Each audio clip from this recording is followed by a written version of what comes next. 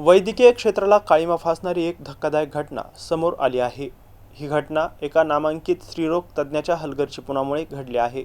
अवघ्या 23 वर्षीय मातेचा प्रसूतीनंतर नाहक बळी गेल्याचा आरोप करण्यात आलाय। कमलनयन बजाज हॉस्पिटलमध्ये घडलेल्या या घटनेनंतर शासकीय वैद्यकीय महाविद्यालयाच्या तज्ज्ञ समितीने दिलेल्या अहवालाच्या आधारे डॉक्टर प्रेरणा आनंद देवधर यांच्या विरोधात सातारा पोलीस ठाण्यात सदोष मनुष्यवधाचा गुन्हा दाखल करण्यात आला आहे। छत्रपती संभाजीनगर मधील गारखेडा परिसरात राहणारे बांधकाम व्यावसायिक कार्तिक संतोष वागचौरे यांचे आयुष्य 14 डिसेंबर 2025 रोजी एका मोठ्या आनंदाच्या आशेने उजळून निघाले होते। त्यांची पत्नी 23 वर्षीय ऋतुजा वागचौरे हिला प्रसूतीसाठी बीड बायपास वरील कमलनयन बजाज हॉस्पिटलमध्ये दाखल करण्यात आलं। गेल्या 4 वर्षांपासून ऋतुजावर नामांकित स्त्रीरोग तज्ज्ञ डॉक्टर प्रेरणा आनंद देवधर यांच्याकडे उपचार सुरू होते। त्यामुळे वागचौरे कुटुंबाचा त्यांच्यावर पूर्ण विश्वास होता। डॉक्टरांच्या सल्ल्यानुसार 15 डिसेंबर रोजी ऋतुजाचे सिझेरियन ऑपरेशन करण्यात आले। तिला मुलगा झाला, पण आनंदाचे हे क्षण फार काळ टिकले नाहीत। कार्तिक वागचौरे यांनी पोलिसांना दिलेल्या जबाबानुसार सीझर नंतर ऋतुजाला विविध त्रास सुरू झाले। तिच्या अंगावर लाल चट्टे आले आणि लघवीचे प्रमाण कमी झाले, तसेच सूज येऊ लागली। नातेवाईकांनी वारंवार हा त्रास डॉक्टर प्रेरणा देवधर यांच्या निदर्शनास आणून दिला, मात्र सीझर नंतर असे होणे स्वाभाविक आहे, काळजी करू नका असे म्हणून डॉक्टरांनी या गंभीर लक्षणांकडे दुर्लक्ष केल्याचा आरोप आहे। इतकेच नाही तर ऋतुजाची प्रकृती खालावत असतानाही तिला 20 डिसेंबर रोजी डिस्चार्ज देण्यात आला। घरी गेल्यानंतर त्रास वाढल्याने 23 डिसेंबरला तिला पुन्हा आयसीयू मध्ये भरती करावं लागलं। त्यावेळी कार्तिक यांनी डॉक्टर देवधर यांना विचारणा केली असता ते आता माझं काम नाही, आयसीयूचे डॉक्टर बघतील असं बेजबाबदार उत्तर देऊन त्या निघून गेल्याचं तक्रारीत म्हटलंय। अखेर 24 डिसेंबर 2025 रोजी दुपारी ऋतुजाचा मृत्यू झाला। या धक्कादायक मृत्यूनंतर वागचौरे कुटुंबियांनी न्यायासाठी लढा सुरू केला।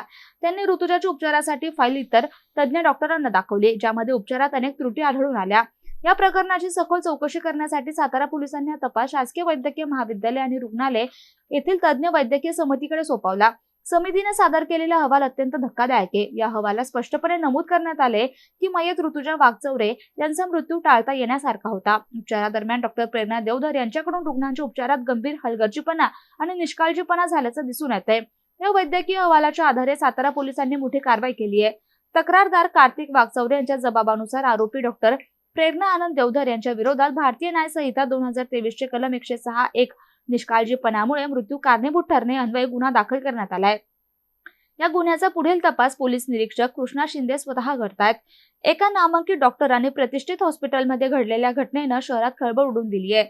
विश्वासू डॉक्टरांच्या हलगर्जीपणामुळे एका निष्पाप मातेचा जीव गेल्याने रुग्णांच्या सुरक्षेवर मोठं प्रश्नचिन्ह निर्माण झालंय। आता पोलीस या प्रकरणात काय कारवाई करतात याकडे सर्वांचं लक्ष लागलंय।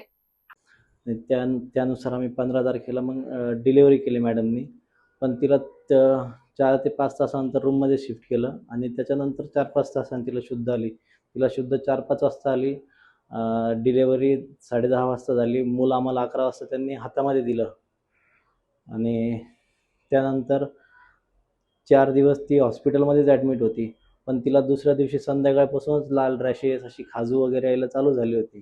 तर मॅडमची व्हिजिट झाली। आम्ही मॅडमला सांगितलं, पण मॅडम आम्हाला म्हणाले की सीझर झाल्यानंतर असं होत असतं म्हणे, काळजी करू नका, घाबरू नका। माझ्या घरातलं पहिलंच सीझर होतं, मीच मोठा असल्यामुळं माझ्या पत्नीचं सीझर होतं, आमच्या आईचे वगैरे ते नॉर्मल झाले, त्याच्यामुळे आम्हाला ती पूर्ण आयडियाच नव्हती काही। म्हटलं ठीक आहे, ते होत असेल मे बी। तर त्याच्या पुढचे 2 दिवस आमच्या बाळाला कावीळ झाला आणि तिचे पण अंगावरचे व्रण वगैरे वाढत होते। तर पुढचे 2 दिवस आम्ही तिथंच होतो। बाळ NICUमध्ये ॲडमिट होतं आणि ऋतुजा तिच्या रूममध्येच ॲडमिट होती। त्याचे आम्ही वेगळे ते म्हणे आम्हाला पुढच्या दिवसात तुम्हाला वेगळे चार्जेस भरावे लागतील। आम्ही म्हटलं ठीक आहे, कारण त्यांनी आम्हाला पॅकेज दिलं होतं डिलक्स रूमचं, तर त्याच्यामध्ये त्यांचं संपलेलं होतं। नंतर आम्ही पुढच्या 2 दिवसाचे चार्जेससुद्धा भरले, पण त्या 2 दिवसामध्ये मॅडमने आम्हाला येऊन बघितलंसुद्धा नाही, तिला येऊन बघितलंसुद्धा नाही। आणि जाताना आम्हाला त्यांच्या असिस्टंटचा नंबर दिला, त्यांच्यासोबत संपर्क करा म्हणे। आम्ही दुसऱ्या दिवशी परत त्यांना फोटो पाठवला, तर त्यांनी आम्हाला गोळ्या दिल्या फक्त व्हॉट्सअपवरतीच। तिने पण त्याला काही बरं वाटलं नाही। आम्ही दुसऱ्या दिवशी मॅडमना फोन केला, तर मॅडमने आम्हाला डायरेक्ट धिडकारल्यासारखं केलं की आता माझा रोल संपला आहे म्हणे, आता याच्यापुढे MD मेडिसिनला तुम्ही सांगा म्हणे, आता याच्यापुढं मी काही करू शकणार नाही म्हणे। मग दुसऱ्या दिवशी परत मी मिसेसला घेऊन तिथंच गेलो। म्हटलं मॅडमला एक वेळेस दाखवू आपण, तर मॅडम म्हणे माझ्यासमोर एक डॉक्टर गोसावी, त्यांच्याकडे तुम्ही तिला दाखवा। आम्ही तिथं गेलो, तर ते मॅडम म्हणे अरे हिला असं कसं झालं म्हणे, एवढी सिरियस कशी झाली असं। आणि नंतर मग तिला कॅज्युरिटीमध्ये ॲडमिट केलं। कॅज्युलिटीमधून ICU मध्ये ॲडमिट केलं. मी मॅडमला विचारलं, मॅडम ICU मध्ये ॲडमिट करायची काय गरज पडली? पेशंट तर आत्ताच सीझर होऊन आलं आहे. ते म्हणे काय माहीत म्हणे, आम्हाला समजत नाही म्हणे पेशंटला काय झालं म्हणून. तर त्या दिवशी त्यांनी ICU मध्ये ठेवलं. ते म्हणे तिला लघवी वगैरे होत नाही आहे, आपल्याला डायलिसिस करावं लागेल म्हणे. मी म्हटलं डायलिसिस करा म्हटलं, सर काय अडचण नाही. आम्ही बाकी 1-2 डॉक्टरांना विचारलं, ते म्हणे डायलिसिस करा म्हणे, काय अडचण नाही. पण ते नंतर तिला लघवी वगैरे व्यवस्थित झाली. ते म्हणे ठीक आहे म्हणे, पेशंट तुमचं सकाळी आम्ही रूममध्ये शिफ्ट करू म्हणे. पण रात्री ते म्हणाले परत की व्हेंटिलेटर लावावं लागेल म्हणे 23 तारखेला. व्हेंटिलेटर लावावं लागेल. नंतर परत सकाळी 6 वाजेपर्यंत माझी मिसेस बोलत होती आणि सकाळी 24 तारखेला सकाळी 6-6:30 वाजता ते म्हणे की आता मोठं व्हेंटिलेटर लावावं लागेल म्हणे. म्हणलं काय सर एवढं काय झालं? आता अर्धा घंटा पहिले तर ती बोलत होती. ते म्हणे आम्हालाच लक्षात येत नाही काय झालं, कशामुळे झालं. आणि त्याच्यात ते 11 वाजता काहीतरी तिला MI आला, अटॅक आला म्हणे. आणि 2 वाजता तर ते डेथ झाली म्हणे. असं म्हणून त्यांनी आमच्याकडे सोपवून दिलं. आमच्या घरामधली पहिलीच डेथ होती. आम्ही सगळे शॉकमध्ये होतो फॅमिलीमधले. आम्हाला काहीच माहीत नव्हती झालं कशामुळं काय. ते आम्ही घरी जाऊन मग अंत्यविधी वगैरे केला तिचा. आणि त्यानंतर मग आमचे नातेवाईक ते कागदपत्र वगैरे आणायला गेले. त्यांना ते कागदपत्र सुद्धा देत नव्हते. तर उलट त्यांनी पोलीस स्टेशनला फोन केला की इथं खूप मोठा मॉब घुसला आहे, 300-400 लोक आले आहेत असं आहे. आणि आमचे 4-5 जण गेले होते तिथं आणायला. ते कागदपत्र द्यायला पण नाही करत होते. तर मग त्यांनी कसे कागदपत्र दिले, पण आम्हाला त्यांनी CCTV फुटेज दिलेच नाही. ICUच्या बाहेरचे सुद्धा CCTV फुटेज दिले नाही आणि ऑपरेशन थिएटरच्या बाहेरचे सुद्धा CCTV फुटेज आम्हाला दिलेच नाही. ना पोलीस स्टेशनला दिले, पोलीस स्टेशनला पण दिले नाही त्यांनी. कारण तिथे सगळी गडबड होती, त्यामुळे त्यांनी ते काहीच दिलं नाही. पण आम्ही पेपर बघितले, आम्ही काही डॉक्टरांसोबत चर्चा केली आणि परत महापालिकेला कंप्लेंट केली, महापालिकेच्या आरोग्य अधिकाऱ्याला कंप्लेंट केली. तर पारस मंडलेच्या साहेबांनी त्यांची खूप मोठी टीम बोलून त्याच्यावर सगळ्या कागदपत्रांचं अवलोकन केलं. ते बघितलं, त्याच्यामध्ये त्यांना खूप साऱ्या चुका दिसल्या. तर त्यांनी आम्हाला पूर्ण त्याचा रिपोर्ट दिला आहे. त्या रिपोर्टमध्ये सगळं आहे. त्या रिपोर्टमध्ये त्यांनी दिलं आहे की डेथ सर्टिफिकेटसुद्धा चुकीचं त्यांनी बनवलं आहे. त्या डेथ सर्टिफिकेटवरती माता मृत्यूसुद्धा त्यांनी लपवला आहे. हा एवढा मोठा रिपोर्ट त्यांनी दिला आहे आम्हाला. की सीझर करण्यापूर्वी ज्या टेस्ट करायला पाहिजे होत्या त्या कोणत्या टेस्ट त्यांनी केल्या नाही. ते नॉर्मल CBC टेस्ट केल्या आणि सीझर केलं आहे. आणि तिला 2-3 प्रकारचे इंजेक्शन जास्त प्रमाणाचे दिले म्हणे. त्याच्यामुळे तिच्या किडनीला इन्फेक्शन झालं, तिच्या हृदयाला त्याच्यामुळे ते इन्फेक्शन झालंय म्हणे. ते सगळं त्यांनी त्या रिपोर्टमध्ये दिलंय. आणि आम्ही 20 तारखेला ती जेव्हा ॲबनॉर्मलच होती, सुट्टी करण्याच्या दिवशी मी स्वतः म्हणालो मॅडम तिची एक टेस्ट करा. मग त्या मॅडमनी लघवीची टेस्ट केली, तिचे रिपोर्ट आले, ते रिपोर्ट एकदम ॲबनॉर्मल होते. ते आम्हाला पण ते मंडलेच्या सरांकडनं त्यानंतर कळालं की ते टोटल रिपोर्ट ॲबनॉर्मल आहेत म्हणून. आम्ही मग मी मॅडमना रिपोर्ट दाखवल्यानंतरच तिथून निघालो होतो हॉस्पिटलमधून. ते म्हणे रिपोर्ट वगैरे चांगले आहे म्हणे, तर काय अडचण नाही. त्यांचा स्टाफ वगैरे आम्हाला म्हणाला. मग त्या हिशोबाने आम्ही सुट्टी केली. तर माझ्या मिसेसला चालता सुद्धा येत नव्हतं, तर ती व्हीलचेअरवरतीच खाली आली 8 दिवसानंतर सुद्धा.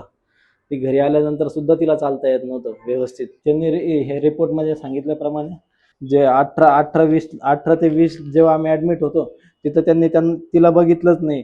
आणि नंतर दुसऱ्या दिवशी व्हॉट्सअपवर पण सल्ला दिला आणि मॅडम पण फोनवरती बोलल्या. आणि तिला 20 तारखेलाच इतका अति प्रमाणात होता तरी मॅडमने तिला डिस्चार्ज देऊन टाकला. परत जे हे होतं डेथ सर्टिफिकेट त्याच्यावरती सही मॅडमची आहे, पण नाव मॅडमचं आहे, सही दुसऱ्या डॉक्टरची आणि रजिस्ट्रेशन नंबर तिसऱ्या डॉक्टरचा, ज्याचा माझ्यासोबत संबंध सुद्धा नाही, अशा बाहेरच्या डॉक्टरचा रजिस्ट्रेशन नंबर टाकला. हा माता मृत्यू होता तरी हा माता मृत्यू पण त्यांनी लपवला. डेथ सर्टिफिकेटवरती माता मृत्यू पण लपवला. परत जे कॉज द्यायला पाहिजे होतं, जे कारण द्यायला पाहिजे होतं मृत्यूचं, ते पण चुकीचं कारण दिलंय. आणि 2 डेथ सर्टिफिकेट इश्यू केले. एका डेथ सर्टिफिकेटवरती टाईम आहे, एका डेथ सर्टिफिकेटवरती टाईम सुद्धा नाही आहे. हे सगळं या महापालिकेच्या रिपोर्टमध्ये आलं आहे. नंतर त्यांनी घाटीला ते एक्सपर्ट कमिटीला ते दिलं. नंतर घाटीने सुद्धा रिपोर्ट दिला. घाटीने सुद्धा त्याच्यामध्ये डायरेक्ट स्पष्ट त्यांचा निष्कर्ष दिला आहे की हा माता मृत्यू टाळण्यासारखा होता, याच्यामध्ये खूप गंभीर चुका झाल्या आहे, त्याच्यामुळे या मातेचा मृत्यू झाला आहे, असं घाटीने अहवाल दिला. आता गुन्हा दाखल झाला आहे. कालच आम्ही गुन्हा दाखल केला आहे. रात्री 11 वाजेपर्यंत गुन्हा दाखल करण्याची प्रोसेस चालू होती. आम्ही काल दिवसभर तिथं होतो. आणि 4 महिन्यापासून सर मी सगळं हेच करत बसतोय. एवढी मोठी फाईल तयार झाली 400-500 पानांची. 400 गुन्हा दाखल झालाय. आम्ही आता हायकोर्टामध्ये जर टाकलंय, आपली अपील टाकलंय, तर हायकोर्ट त्यांना जी शिक्षा देईल ती आम्हाला मान्य राहील. कारण आमच्या घरामध्ये सर पहिल्यांदाच हे झालंय. आणि जी माझी मिसेस होती, माझे दोन्ही भाऊ सुद्धा लहान आहे. माझंच पहिले लग्न झालेलं होतं. मी आता माझ्या बाळाला काय उत्तर देणार सर? सगळ्यात मोठं तिथं आहे. माझी आईच माझ्या बाळाला सांभाळते. आम्हाला पण मोठं केलं आईने आणि आता बाळाला पण मोठं करणं आहे तिला. सगळं भयंकर करून सोडलंय सर. आमच्या घरामध्ये आजपर्यंत डेथ झाली नाही. आम्ही एवढे मोठे झालो, आमचे आजोबा आजी सुद्धा 90 वर्षाच्या पुढे आहेत. आमच्या घरामध्ये हे झालेली पहिली दुर्घटना आहे सर. एवढी मोठी फॅमिली आहे आमची, खूप मोठी फॅमिली. सर आमच्या सोबत असं घडलं तर बाकी लोकांसोबत तर काय होत असेल. आमची भूमिका एवढीच आहे. आज माझ्या बाळाने त्याची आई गमावली, पण दुसऱ्यांनी गमावली नाही पाहिजे सर. डॉक्टर प्रेरणा आनंद देवधर बजाज हॉस्पिटलला आहेत ते मॅडम. आणि त्यांचं कालडा कॉर्नरला सुद्धा क्लिनिक आहे. ते क्लिनिक सुद्धा त्यांचं फ्लॅटमध्ये आहे त्या मॅडमचं. आमची ट्रीटमेंट बजाजला सुद्धा चालू होती आणि कालडा कॉर्नरला पण चालू होती. म्हणजे कालडा कॉर्नरला त्या संध्याकाळी असायच्या, बजाजला सकाळी असायच्या. आमचं एवढंच म्हणणं आहे की ते आता आमच्या बाळाला न्याय मिळाला पाहिजे आणि याच्यानंतर कोणता बाळ आई विना राहिला नाही पाहिजे.